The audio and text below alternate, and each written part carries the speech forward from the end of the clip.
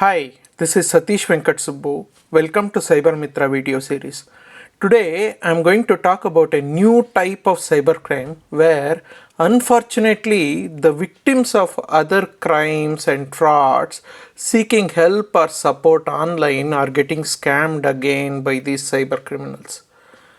I'm going to talk about or give you a background or an introduction to this kind of cyber crimes. Next, I'm going to talk about how does these cyber crimes work. I'll also talk about how one can protect themselves from these cyber crimes. And finally, if you are a victim of such fraud or cyber crimes, what are the remedies or the next steps available to you legally or otherwise. Introduction. Nowadays, you know that there are many online consumer grievance redressal or complaint or helpline forums or websites, or on social media there are a lot of hashtags, okay, where like in Twitter, Facebook, Telegram, where the victims can write about their issues or grievances or challenges or problems, let's say in getting a particular service or getting a refund or getting a replacement to their product or some kind of a solution.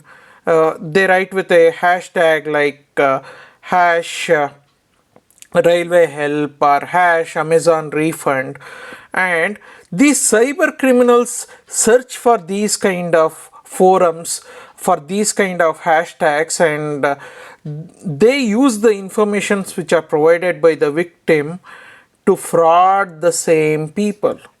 Here, cyber criminals use the vulnerability or desperation of the victims to get a relief or a refund or a replacement for their earlier loss to fraud them. How does this cybercrime work? So, the victim approaches one of these helpline or complaint or grievance forums or websites or social media platforms like Twitter, Facebook forums or pages, or in Telegram groups. They use hashtags like Amazon refund or railway help, and post a message describing their issue or a grievance in detail, which may include details like name, address, date when the transaction happened, order number, their contact number, when they can be contacted, or their email address. And along with that message, they also attach screenshots of the order or the ordering page or the receipt. And cyber criminals search for these kind of details or forums or pages or hashtags and approach the victim either on their phone or post a message introducing themselves as a support person from that respective company or organization mentioned in the complaint.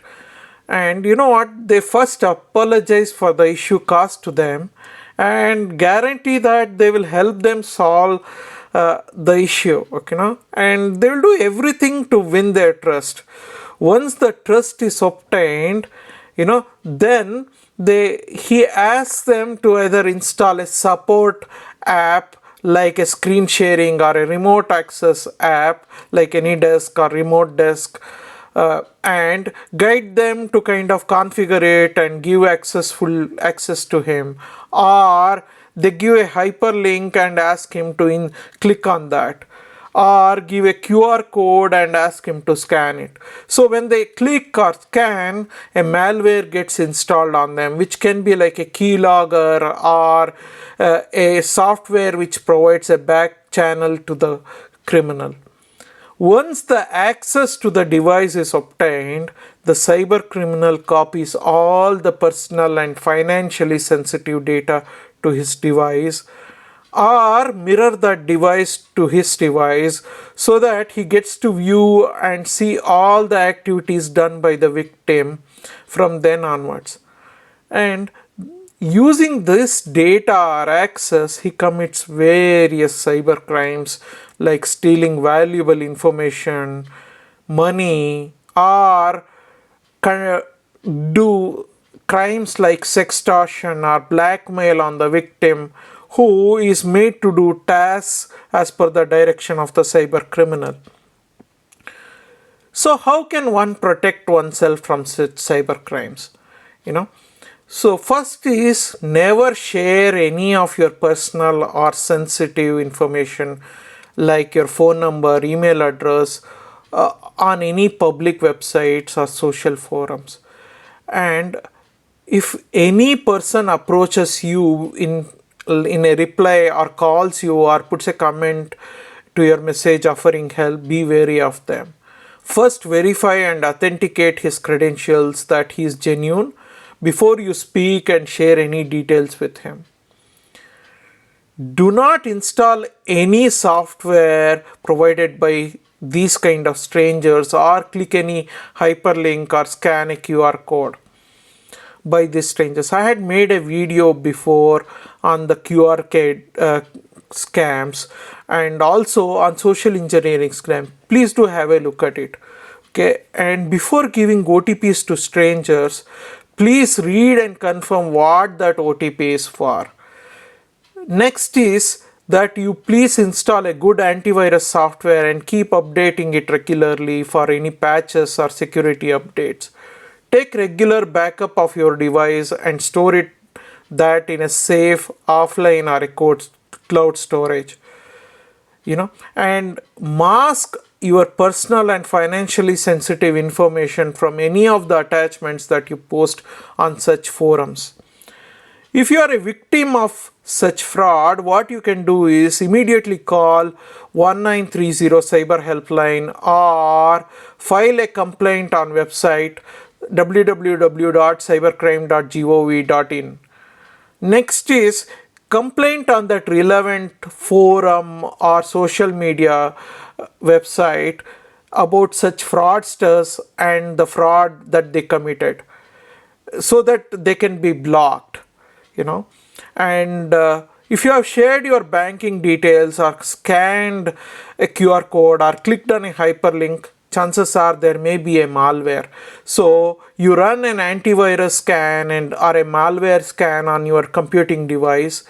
And also better is if you can format or factory reset your computing device, and also change your passwords or pins of your banking accounts, email address, social media, or anything that you feel which is important. So what are the remedies available to the victim legally? So one can lodge a complaint at a nearby cyber or regular police station under section 378, 419, 420, 424, 465 of Indian Penal Code, or section 43, 66, 66C, 66D of Information Technology Act. If you liked what I shared and talked about just now in this video, and if you think it is useful, please share it with your friends and family. And also, please don't forget to like and subscribe to this YouTube video and my channel to get new videos as and when I publish them. And you can also visit www.cybermithra.in website to get to read more such articles. Till I come back next week with another cyber crime or something useful, have a good day. Bye.